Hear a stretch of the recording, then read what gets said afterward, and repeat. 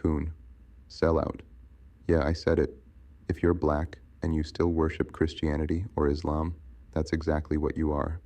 Both of those religions enslaved our people for generations.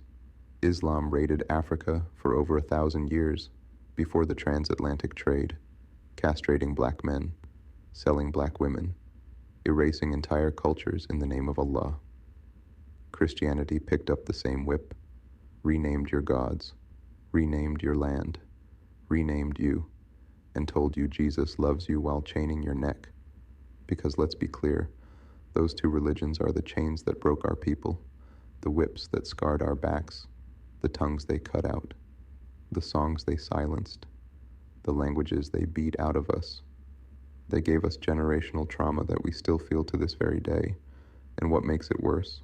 These religions still hate black people. Christians still see Africa as something to save. Arabs still call black people abid, slave, in their own lands. And yet here you are in 2025, proudly bowing to their God like he didn't torture your family. If your ancestors weren't strong, you wouldn't even be here. They would have wiped us out the same way they wiped out other indigenous peoples, the Taino, Carib, and Arawak in the Caribbean, nearly erased under the cross. The First Nations in the Americas, slaughtered under settlers waving the Bible, indigenous Australians, genocide through Christian missions. The only reason you're alive today is because your African ancestors fought through it. They resisted in chains. They carried spirit in secret. They encoded power in the drum, the dance, the food, the rituals. They survived so you could stand.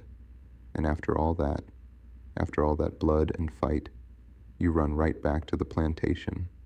You call on Jesus, you call on Allah, and you spit in your ancestors' faces. You bow to the same gods that enslaved you. Don't get it twisted. You don't honor your ancestors by worshiping their killers. You don't heal trauma by repeating the program that caused it. You don't break chains by polishing them. If you're still clinging to Christianity or Islam as a black person, you're not free. You're the perfect slave, a coon, a sellout, and the ancestors are watching.